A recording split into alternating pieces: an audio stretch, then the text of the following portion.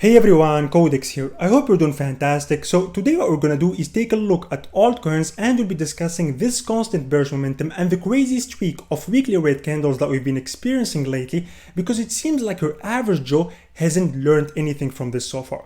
So altcoins have been doing very bad, to be fair, and this is simply because BTC hasn't been doing that well. And let's face it, alts tend to get destroyed in bear markets, which we've said many times in here, and this is why I personally don't suggest exposing yourself heavily to them in bearish phases. And I always suggest that instead of going all in altcoins in rough times, it's much better to focus on Bitcoin and also Ethereum as these drop less. And I even said this back at the start of March on my Twitter when things were actually much better than now. I said that buying altcoins now is the worst decision you could make. But you know what? Who's this guy to give us his take after all? Now, if we take a look at this dashboard that displays price crashes in different bearish phases, you can see that altcoins are actually getting destroyed now, including the ones with large market caps such as Solana, AVAX, and Cardano, and this is somewhat expected given the current sentiment around the space. Now, if we focus on the 2018 numbers, we can see that Bitcoin also dropped hard back then and it went down 84%, but most famous alts back in that market cycle went down somewhere between 92 and 98%, and a lot of projects ended up dying and fading away, and this will happen again this market cycle. We will have a lot of projects like Terra now that will simply disappear, and I gave my take in the past on which projects I think will die. Now, another thing I want you to understand is that an 80% drop and a 90% drops aren't the same thing. They are far away from being the same thing, and this is what many aren't getting. A 90% drop is basically an 80% drop followed up by another 50% drop. They are completely different. 90% from 100,000 US dollars is 10,000 US dollars, while 80% is 20 grand, which is the double of that amount.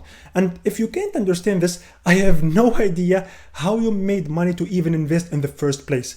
Now, back to our dashboard, in 2018, ADA went down 98%, which means that if you invested 100k back then at the top, you would have ended up with less than 2 grand at the end of the bearish phase. And even Tron and XRP, which are somehow still here till this day, got destroyed back then. And yeah, these ended up recovering. I'm not gonna deny that. I never said that they didn't. But could you handle the stress of losing 90% of your money without selling? This is the real question.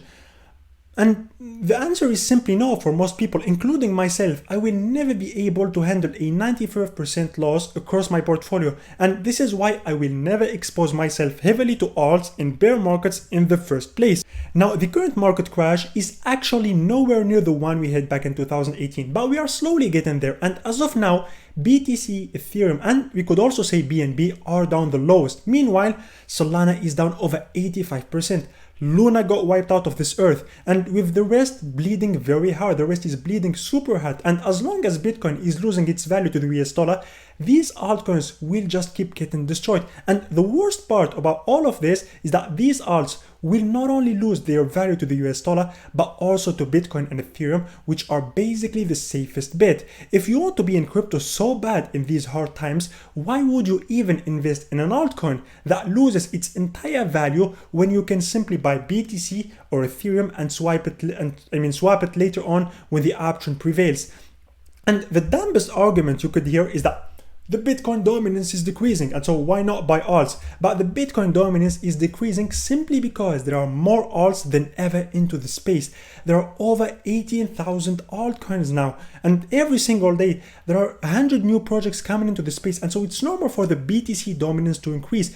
The BTC dominance in itself is not a good indicator in my opinion. And if we had no altcoins, for example, then the BTC dominance would be 100%.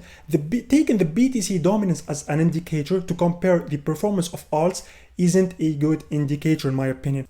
The other thing that I've said many times now is that projects come and go, and this bear market is here to test which projects could hold their worth and their promises after the storm. And you can notice from these snapshots that the top 10 cryptos by market cap change every single year. Now, BTC, Ethereum, and also UST, the stablecoin of course, are still in the top. But other than that, there are a lot of changes between these years. And so look, in 2018, for example, we had all these projects like Stellar, Bcash, name in the top and chiming in, and these were basically the Solana and the AVAX of today. And although these projects still have their fanboys till this day, most of them are getting destroyed. I mean, NEM, for instance, is still down 97% from its all-time high.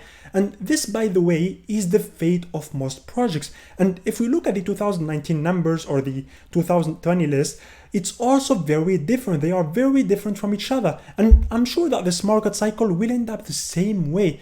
Terra is already gone. Polkadot and Link aren't in the top 10 anymore. And even Solana is slowly going backwards. If you learned the lesson, I think you understood that BTC and Ethereum are the better options now. And if you learned nothing, then good luck in the next months with buying altcoins. So this was my take. I think altcoins will just keep getting hammered on the macro scale. Thanks for sticking by till the end. Have a nice day. Subscribe to the channel, of course, and see you in the next video.